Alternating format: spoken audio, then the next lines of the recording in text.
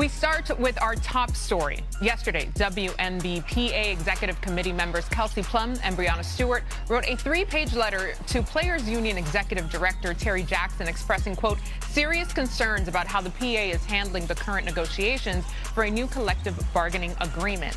Today, the WNBPA Executive Committee released it said in part, in every CBA negotiation, the goal of the league and teams is to divide the players. These negotiations are no different. We remain united and focused on delivering a transformational CBA for all members of this union and are committed to negotiating for as long as it takes. Despite our differences and tough moments, we must make crystal clear that we are focused, we are resolute, and we are together. We want to play basketball in 2026. We want to be in front of our fans playing the game that we love. We will not stop fighting. There is no WNBA without the players.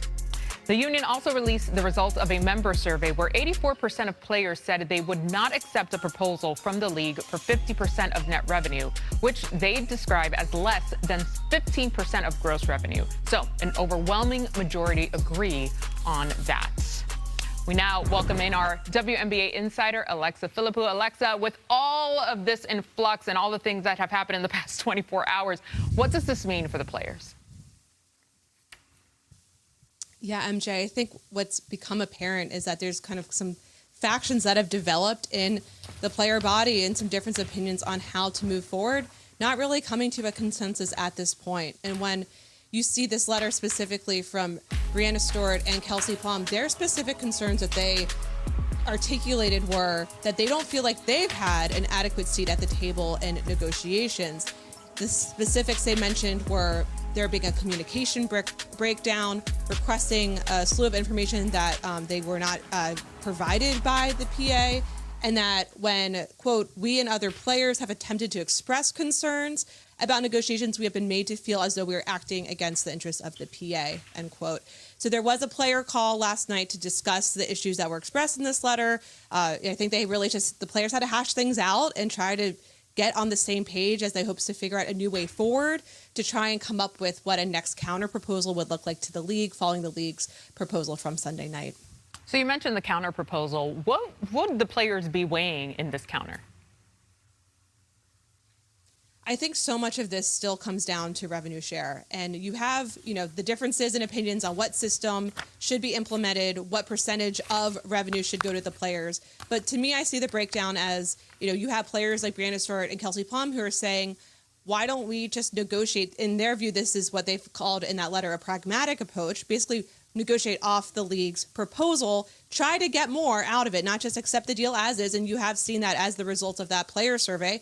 84% of those respondents did not want to take the deal as is, but you have that maybe one group that's saying let's negotiate off that proposal versus another perhaps group of players who feels like they want to hold their ground and stick with that gross revenue model and closer to 26% of revenue split that they've been asking for. So that's what I'll be looking for is to see kind of what side more or less is reflected in that next proposal. All right, Alexa, a busy day for you for sure. We'll let you get back to it. Thanks for joining us and keeping us informed. Okay, we now welcome in Vice President of the WNBPA's Executive Committee, Alicia Clark. Alicia, thank you so much for joining us. And earlier today, the union released the results of the WNBPA survey on the league's latest proposal. 84% of the respondents said they would not accept the term. What does this mean moving forward? I think it just continues to illustrate what the majority feels. We are at a place where we feel like the proposals the leagues have sent haven't been good ones. And, we want to continue to fight for what we know we deserve. And we hope that at some point the league decides to have that same, sentiment towards us as well through the proposals that they send. Now, is a strike still on the table for the players?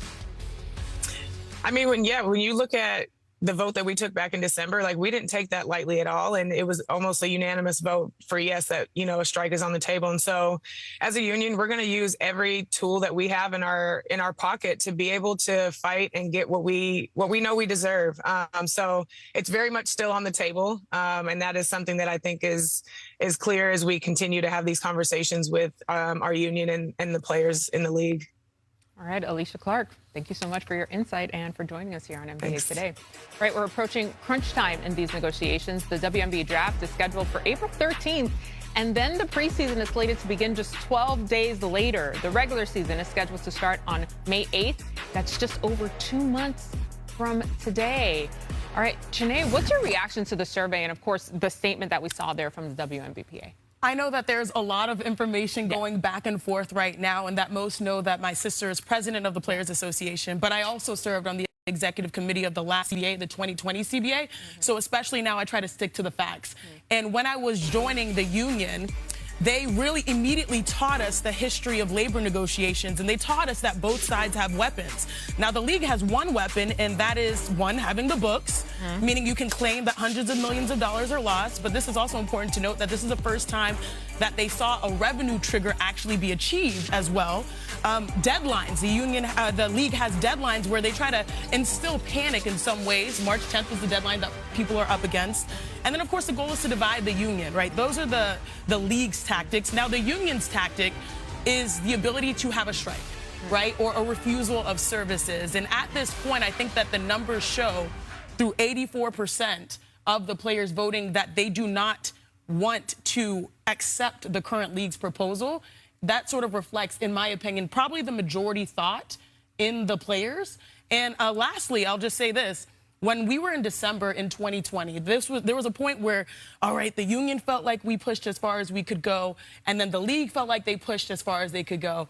But then, in the midst of it all, the commissioner, Kathy Engelbert, at that time, reached out directly to the union and said, hey, how can we speak the same languages and get on the same page so that we can have basketball happen? And I do believe that what has transpired over the last year or so, we've seen the comments sparked by, Nafisa Collier and the relationship with the players being a little bit at more friction with the commissioner. That has really made this compromising, because you really need that leader in this moment to be able to advocate or at least reach and have a relationship with players to say, hey, this is what the league wants. How can we get to where we need to go? And so there are many things at play, many weapons being used, but right now the players are saying that 84% of them, they will not accept this proposal. You want to keep negotiating. Yeah, the definition of standing 10 toes down in these negotiations for sure. All right, Shanae. Last night, the motorcade rolled through Cleveland, but the Donovan Mitchell-less Cavs wanted all the smoke. All right, let's get to the highlights, y'all. Cade Cunningham and the Pistons facing off against the Cavs. Donovan Mitchell, as mentioned, missing the 4th straight game with that groin injury. First quarter here. All right, Jalen Duren. Yeah, he showed up. He showed up. Nice highlight right there. Every part of that. Second quarter now. Come on, spin move. Yeah, that's what they need from Evan Mobley, to be aggressive and to be one of those post players that cannot be guarded in the Eastern Conference. 2:30 left. The beard. That's what he does. That step back is patented. Period. All right, we go to the fourth quarter now. How about a little assist from the beard over Jalen Tyson? Oh, he had himself a night. Yeah, 22 points, 5 3-pointers. Yep. Insane. A little later. Ooh, sorry, Asar. Hey. Okay, alley-oop. Those are my favorite players, the twins, Asar. So as a Rockets fan, Square. I always support both of them. Oh! Rejected. Okay, two-way. Not up in here. Two-way, Cade. Cade said, I got a little something for you. Next possession. Woo! From the wing. Come on, Mobley. Yeah, that's what you want to see, right? Yep. 3 minutes left in the fourth. Close game still. That is a big, strong dude. He had a double-double, 24 points, 14 boards. Yeah, best performance for the Pistons. Beep, beep. Oh, Meat. It's meat. meat. Is it meat? We got to get the sound effects correct, guys. Here we go. And the Cavs got the win 113 to 109. All right, the Cavs have been one of the hottest teams in the league since acquiring Harden, winning 9 of 12 games since he joined. They have scored almost 120 points per 100 possessions, second best in the NBA in that time. All right, so James Harden and Evan Mobley both scored 18 points. Jalen Johnson just added 22. Hi, Tim. Good to see you. Howdy, MJ. What did you learn about the Cavs in this very impressive win over the top-seeded Pistons? Well, and especially impressive with Donovan Mitchell out, and James Harden didn't have a great shooting night, and they still put up 113 points. Jalen Tyson, as you said, having a breakout season. Dennis Schroeder, though, didn't obviously not as big a splash as James Harden in the trade market, but really helped Detroit late last year. Yeah. Really helped Cleveland in this one. Yeah, he absolutely did. To me, I think what's fascinating is on paper, I was going back and forth all day. Who is the most talented team on paper at full strength in the Eastern Conference? And it was hard for me to make a case against the Cleveland Cavaliers. You have an 11-time All-Star in James Harden, who's currently number 4 with assists per game, right? Donovan Mitchell, he's having a career year. I know he sat out, but 29 points per game. But most importantly, everyone's eyes are on the post players. And I know some left early last night, but still, Evan Mobley, when he is efficient, that is the best version of Evan Mobley. And lastly, I'll say this, Jarrett Allen, he is averaging 19 and 10 on 73% shooting, playing alongside James Harden. So that collection of talent, to me, has the most upside. Now, do they have the most championship experience, or do we have the most belief in them when it comes to a championship? Maybe not, but right now, they look like one of those teams to beat. Yeah, when you have a player who elevates everybody else, it makes a huge difference. On the other side, though, Detroit struggled with shooting the ball. Cade was 4 of 16 from the field, including over 7 in the paint. Tim, how are the Cavs really able to slow him down? Well, and you talk about Mobley and Allen. 4-16, that is a credit to them. Yeah. And look, Cade has struggled sometimes against elite rim protection. 4-16 here, 5 of 26 in that recent loss to Wemby and the San Antonio Spurs. He's had a couple other really rough shooting performances this year against the Cavs. And we all understand the Pistons have some real spacing challenges. They have the challenge of not having another dynamic creator other than Cade Cunningham. He's going to have to play in crowds. And that might mean some nights that aren't real pretty in terms of his field goal percentage. Yeah, he's only one dude, can only do but so much for that squad. He's trying, though. He definitely does. All right, coming up, did you hear the not-so-subtle of Cali, Zion, and the Pelicans? We're at Crypto taking on LeBron, Luka, and the Lakers. Let's get to it. Come on, Bron. 8 minutes to go in the third is where we pick it up. Wow. A little vintage Braun there. We're starting in the third, but we saw this play happen once, twice, 3 times in the first half. Transition. Oh, hey, Trey. Show me what you got, Trey. Come on. Hey. Okay, airtime. Clean. Insane. Clean. What are we talking about? Fourth quarter. Come on, Zion. Give us a little something. And what I like here is that, trying to get back to his form, you see his signature move right here. The flex. Look at it. I love it. With the flex, hit him. Go off, King. Reeves, he knew it, too. And all 3 Lakers stars touched the ball. Some synergy, some chemistry. Didn't know it could happen. Reeves for 3. They needed this in their soul. Deeply. Viscerally. Come on, Luka. And he wants an and one. Of course he does. A shock to no one. Come on, Smart. Oh! On the way down, he said, it doesn't matter. Lakers go on to win 110-101. Here's Bron and JJ. Well, we knew we wasn't playing against their record tonight. It's the first time they've been whole in quite a while. And we know when they've been whole what type of team they've been. So we came in with that mindset, understanding the type of team that we're playing. You said you haven't had a win like this since November. Does it feel like in some ways the group is starting to find the cohesion that you've been searching for, honestly, since then? We're a work in progress, and I would just say that. But I'm confident that we'll eventually get to a good space. So Luka, LeBron, and the Lakers have won 3 straight after that 3-game skid, just getting back even. Tim, what did you learn about the Lakers team? Not a whole lot. I mean, they beat 3 teams they're supposed to beat. Now, these next couple weeks, we will have a chance to learn something. 6 of their next 8 games are against teams that have better records than them. Right.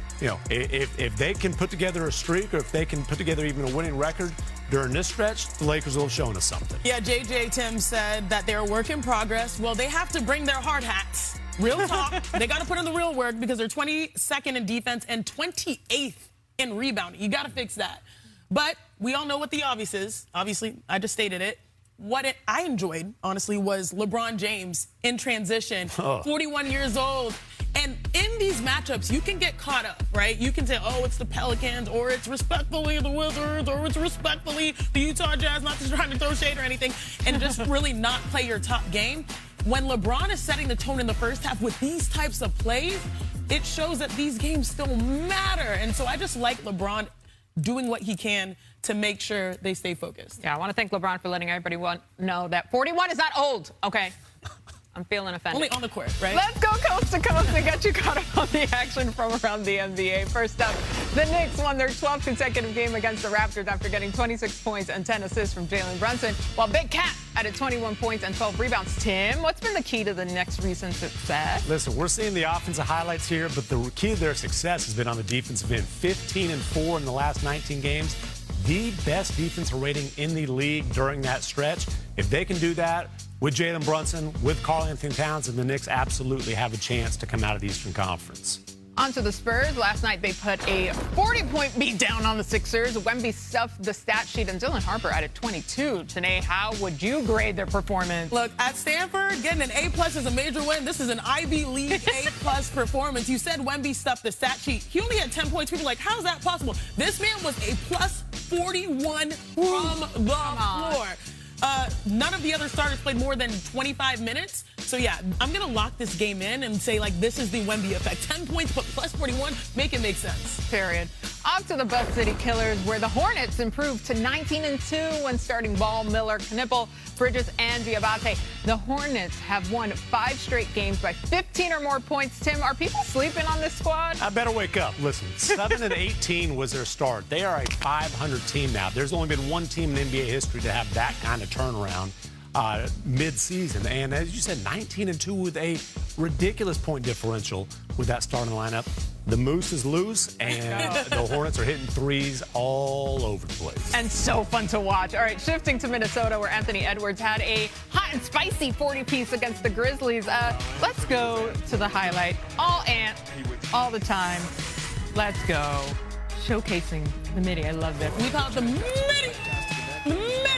This is the thing that will separate him in the postseason because everyone knew he loves dunks, and also he really made a concerted effort to make threes, but that mid-range is going to come in clutch. Look at this. Oh, and he's playing with you right now. Come on, handles. Oh. And the fadeaway. I should be like, He's just next level. Later in the half here. Yeah. Barrage. He knows it. And he knows it. It's the cool, calm, and collected poise of this man. Let's go to the fourth. A little pump fake and the 3, Tim. Come on. So athletic and so skilled. And the skill is something that has developed really in the last couple of years. How about the SWAT? SWAT team. Nope, not up in here. The athleticism's always been there. You're funny. We cannot deny that. Wow, from behind the arc, easy day.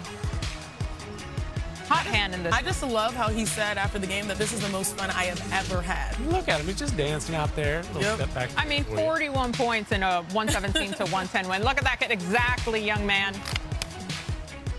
Ant scored 40 for the 9th time this season, tying last year for the most 40-point games in a season in his career with 20 games left to go. Edwards balled out. But before the game, it was Rudy Gobert who made some interesting comments. Take a listen. I think just passing the ball. I'll be honest. I'll be straight up. I'm not gonna. But someone that is looking to pass the ball to his teammates. I think that's.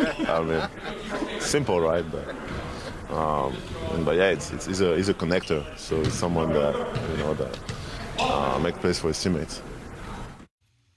All right, the Timberwolves have won 4 straight and 7 of their last 8. Tim, what do you make of Rudy's comments? Just give us a chance. Full disclosure, Rudy's my guy. I once got a pedicure with him. Love that. But he sticks his foot in his mouth. It's at least cleaned up with a pedicure, Rudy. And he's welcoming Kyle Anderson back. But, who's got the ball? Anthony Edwards has the ball. Right. These are the same kind of comments that used to get under Donovan Mitchell's skin back in the day in Utah. Now, fortunately, Ant's got some real thick skin. I mean, Ant, that kind of stuff bounces off him. But, Rudy, you guys are rolling. You don't need to be whining about not touching the ball. Protect the rim, as you've done to get 4 Defense Players of the Year awards, okay? Run the floor, rebound, set screens, roll. If you don't touch the ball that much, who cares? You're winning. This ain't the time to be rocking the boat. You know what's funny? With 99% of the players, when they hear a teammate say that, they get in their feelings, in their feelings. Anthony Edwards is unbothered, and that's why it's okay. Not too long ago, his coach told him, hey, pass the ball. He said, let me show you what I do. You want me to shoot the ball. Thank you so much. Goes right over to it. Because they have, right now, what I like, a culture where they can express themselves, but they also know you have to keep the main thing. And right now, the main attraction in the NBA is Anthony Edwards. He's been Showtime. He's been sensational. And I don't think they're going to get lost in the sauce on this one. I was more lost on your feet pedicure story. I love some manscaping. Love that. That's great. Good. We all do. Self-care, Tim. Self-care. It's phenomenal. All right, coming up, the champs are in the Garden. Yeah, we've got quite the ESPN showdown in the Garden tonight as the Thunder will bring the league's best defense to town to battle the Knicks' third best offense. But since January 21st, it's been the Knicks leading the league in defensive efficiency. That's after ranking 18th up to that point. And SGA has never lost in his career visits to the current Madison Square Garden. He is one of 4 players to start in and win each of their first 6 visits to the modern MSG. Here's Shea Butter, as we like to call him, on his game. I would describe my game as the NBA, the greatest basketball players in the world. To really be the coolest dude in the room when you walk in, but also be the smoothest on the court. Shai Gilgeous-Alexander is special. Really weird, bro. cerebral. He's just ridiculous. Shai is just putting on an absolute clinic, bro. Elusive. When I get to snapping like doo-wop. Do a couple of defender. What a move by SGA! I say I'm too sick, I chew. Stop playing with me. Stop playing with me. OKC is dealing with several injuries. SGA missed last night's game and is still dealing with that abdominal strain. Who's available tonight, Tim? Yeah, SGA, that was preventative maintenance last night, just being cautious coming back from the ab strain, sitting out the first night of a back-to-back. Same with Isaiah Hartenstein. He'd had a calf strain a couple times this year. Being careful with him. Also, you don't exactly have to bring your best to beat the Bulls. Jalen Williams will be reevaluated here in the next couple days. I don't have a feel on whether a green light is coming for him. A.J. Mitchell, a key reserve for them, has been out for a while. First an ab strain, was ready to come back, sprained his ankle during the All-Star break working out. I'm told probably at some point next week for him. Okay. Janae, what can the Knicks prove tonight? Woo, man, to be a New York Knicks fan, I feel like I was saying earlier today that you need blood pressure medication with like the performances not being for so the week. Up and down. It is not for the week. But the good thing is that it feels like they're ascending at the right time. They're identifying themselves with the greatness that we saw over the course of last year's postseason. And so what's at stake? They can prove to themselves that they are the team that beat the San Antonio Spurs a couple days ago. They can prove to themselves that we actually found a rubric versus the Raptors, because I love the box score. Karl-Anthony Towns took 17 shots. Jalen Brunson took 22. Jalen Brunson also had 10 assists, and they kept their opponent under 100 points. If you could keep that going, moving forward, that's a recipe for success. Now, also, if they can beat the team that is currently the defending champs, then they feel like, hey, we've got the Spurs. We've got, we've got the Thunder. And so maybe we can get rid of our boogeyman, which is a Detroit Pistons. Oh, I was going to say, they didn't get the Pistons. Maybe that means that if we can go up against them, like, we can actually be the team that needs to get the wins when it matters most, because their heart was broken last year. They want to right the wrongs this year. And look, with the Pistons, what happened against the Pistons? What has happened repeatedly against the Pistons? They've wilted because the Pistons are bullies. That physicality. Guess who else is some bullies? OKC, Lou Dort. True. Cason Wallace, Alex Caruso. Like, there's going to be some physical defense. This is going to be a great test for the Knicks. You know what's crazy? The Oklahoma City Thunder, they have had multiple of their star players out a number of games. They've had 26 different starting lineups, yet they are still right where they need to be in the Western Conference. That part. And they're able to still withstand that. They still have the #1 defense in the NBA, so this will be a good test for the Knicks. How do you think this Knicks defense is going to be tonight? What are you expecting from them? Listen, I didn't think the Knicks could put together this kind of defensive stretch. So let's just start with giving them credit. There was a lot of questions about, can a team built around Jalen Brunson and Karl-Anthony Towns be good enough defensively to contend for a championship? It's about a quarter of the season sample size. This isn't some little blip here where they're not just the #1 team defensively during that stretch, but it's by a significant margin. So I'm not going to sit here and tell you it's a fluke. That's too large of a sample size. You know what it kind of reminds me of? The year the Mavericks went to the finals, the last quarter of the season, they went from not being very good defensively to the #1 defense in the league during that stretch. That's true. That's what it feels like for these Knicks. They've found something there. I know we do our own power rankings, but it's interesting to me because, like, the Knicks are rising, the Cavs are rising, the Celtics might be getting Jason Tatum back soon. Like, they're rising. So it's different. The standings may not reflect where these teams are trending. Typical of the East. What are you expecting from my play cousin, Carl Antonio Towns, tonight? Look, that's hilarious. Cat has to understand the ebbs and flows of the game. And I understand that this system may not be designed for him to always get the touches he wants, but he has to choose to make his influence felt regardless of that. As someone who played the post position, if this was not my night, the strategy was for the guards to do their thing, pick and roll, shoot from three, I would still go out there and get an offensive rebound. I would still go out there and try to find a mismatch and demand the ball. And I do believe the last few days have been turning of a corner for him because maybe hopefully the hard conversations have been had. So it's like, we value you, we will find you, but we also need you to help when other people are thriving, when other people are eating. Yeah, no question. I'm expecting a big game from him. If nothing else, to make me look good. Come on. Represent for the family. No relation, by the way, guys.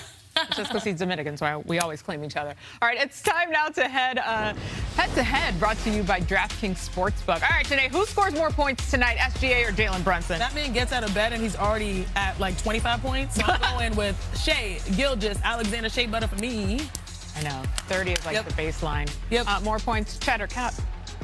For me, again, Cheddar Cat. Ooh, this is a good one. I'm going to go Cat. I'm going to go Cat. I'm going to take him, yeah. I love that. More points, Casey Wallace or I guess this is all on me, huh? I guess you recuse yourself, Tim. Casey Wallace and Mikal Bridges. Bridges has been better lately, but I've been excited to see Casey Wallace. I think taking the opportunity to step into more minutes, he's made the most of them count. So, how many people did I pick? Oh. I picked SGA. We can go through them. I put Casey Wallace. Oh, and I gave Cat. I gave your cousin, tu primo. Mi primo! Amor. I love it. Habla español. I know that's right. DraftKings has the most ways to bet on your favorite NBA teams. All customers will receive a profit boost on any placed head-to-head market. Download the app and use promo code SCREEN when you sign up.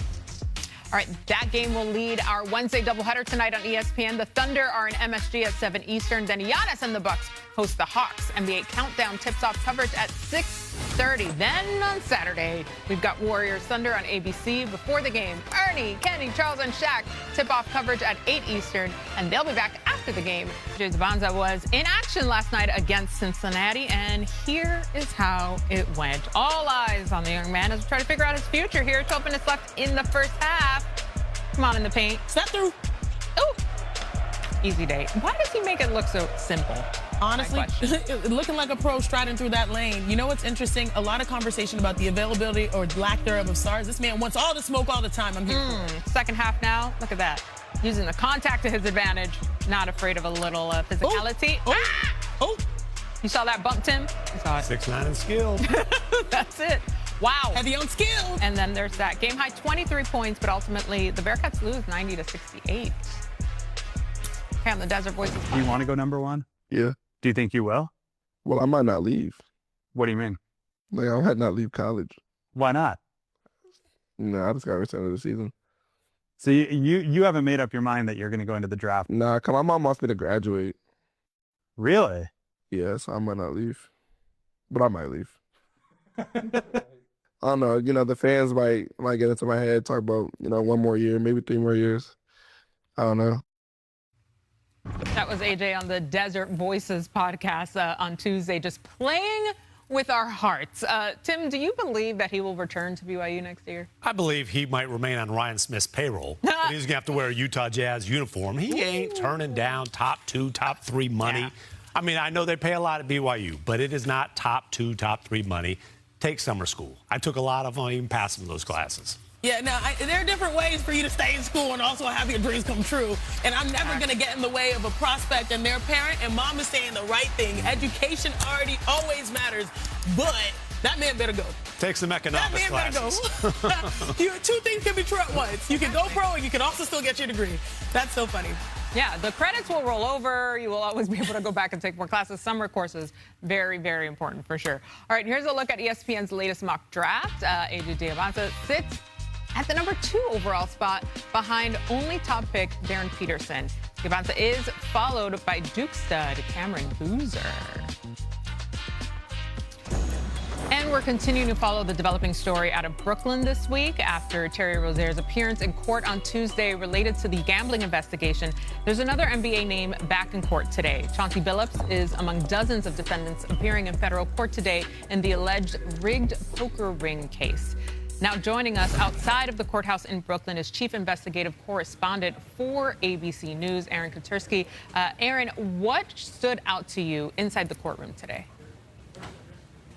I think Chauncey Billups certainly stood out. He looked quite dapper in a dark suit, white shirt, sat right in the front row of the gigantic courthouse in Brooklyn Federal Court to hear the judge set a trial date for the case. This is the one, MJ, that charges Billups and Damon Jones with using their celebrity and fame to lure unsuspecting players to poker games that were rigged by the mob. And Billups and the other defendants are going to stand trial now November 2nd. Not all at once. The case is just too big and there are too many defendants to put them all on trial at once, so prosecutors and defense attorneys are going to have to figure out how to divvy up the case. But in all likelihood, similarly situated defendants like Billups and Damon Jones could face trial together because they were what prosecutors called the face cards. They used their face to get people to those rigged tables. Now, the allegation is that Billups acted as a lure, as you mentioned, to bring players into these poker games. How central do prosecutors appear to view his role compared with the other charges in this alleged ring? You know, on one hand, he's something of a bit player because there are others who were shaking down people for money, allegedly. There are those who actually brought in the equipment to rig the tables, the ones you could, see through and have some transparency for the cards. There were those who backed the games, with money, and many of them are allegedly tied to the mob. But without Chauncey Billups and without Damon Jones, the high rollers don't get to the table, according to federal prosecutors. They're the ones that brought in the people with the big money to lose. And so this scheme, as alleged, cost the unsuspecting players, in some cases, millions of dollars. And for that, prosecutors say Chauncey Billups and Damon Jones played a big part. Now, yesterday we saw that Terry Rozier was back in court as well. What are the next steps for these cases? His case has not yet been set for trial, and Rozier has been trying to dismiss the charges against him that involve tanking on purpose and leaving a game with a faked injury, but not before tipping off one of his childhood buddies so that he and others could make some big bets on gambling platforms. Rozier says this is mischarged, a misapplication of the law. The judge has not yet ruled on his motion to dismiss. But in both of the cases, the rigged poker, the bad gambling, both of the cases, federal prosecutors say a number of the defendants, they won't say which ones, MJ, but a number of the defendants are now considering plea deals. So we'll see how many are willing to take them and perhaps, if called upon, flip on their co-defendants. A lot of layers to this for sure. Aaron, thank you so much. All right, coming up, it's... I have some build-up tension in me. Giannis Antetokounmpo, his first game back for Milwaukee. Back in the city, it's time to see it. I want it, I take it, it's mine. Look out below! Welcome back, Giannis. I'm happy that I'm back. I'm just happy that I'm out there, being able to, help my teammates and just do what I love, which is play basketball. Big game tonight in the East play-in race on ESPN. Giannis set to play his second game since missing 15 with a calf strain. The Greek Freak went 19 and 11 in his first game back in just over 25 minutes. Now for the Hawks, Jonathan Kuminga has gotten off to a hot start in his Atlanta tenure. He's one of 7 players since the merger to average 20 on 65% shooting in his first 3 games with the franchise, and the first Hawk to do so. And Jalen Johnson is putting together a breakout season. He's one of 2 players to average 20, 10, and 7 this season, along with 3-time MVP Nikola Jokic. He's averaging career highs in all 3 of those categories. The Hawks lead the Bucks by 4 games for the final play-in spot in the East, entering tonight's crucial play-in race matchup on ESPN. And Milwaukee can clinch the head-to-head tiebreaker over Atlanta with a win tonight. Ooh, it's getting spicy. Atlanta has won 4 straight. The Bucks have lost their last 3, but Giannis is back, folks. Tim, what's at stake for the Bucks in this matchup? A chance in hell of making the play-in. Screaming. I mean, come on. 4 back. You lose this one, it's 5. Forget about it. You're not catching the Buzz City Killers. That much I can guarantee you. So you win tonight. Keep hope alive to maybe squeeze in the playoffs and still not win a single playoff game. You lose tonight, April 13th. Go ahead and book your flights. Go to the beach, Cancun, Santorini, maybe, wherever you want to go.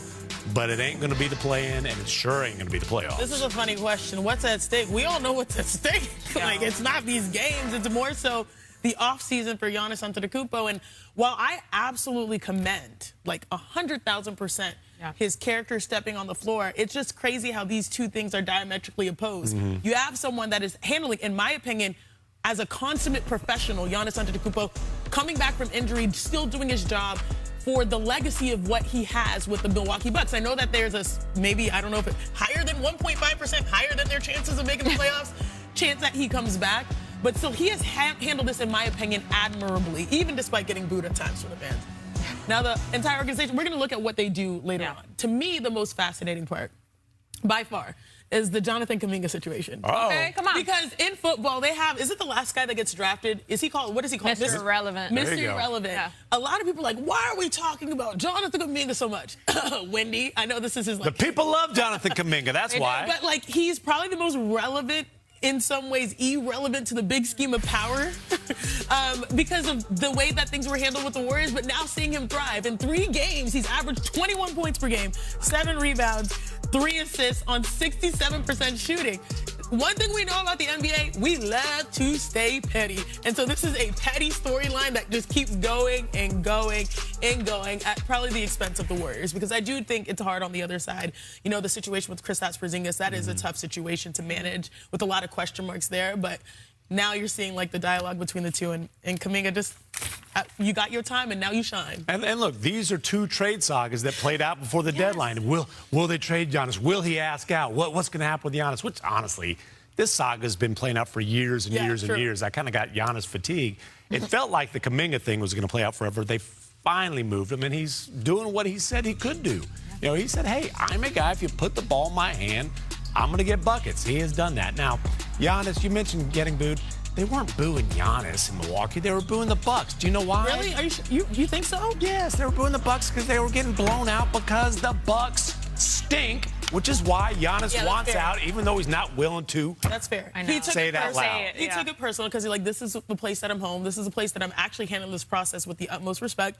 But he felt he was in his feelings, so he booed back. And I still thought that was okay, but everyone shamed me on this show for saying the boo back was not cool. I was for it. I'm here for it, too. I like you put your body on the line. I like you bring a chippy Giannis out there. But I mean, look, they must not know what it's like to be a New York Knicks fan, because they will boo their team. Yeah, don't ask to be traded to New York if you don't like getting booed. Right? Not for the week, that is for sure. Okay, a lot happening today. Let's take it to the second round of the Women's Sun Belt Championship Tournament. Not yet? Oh, just kidding.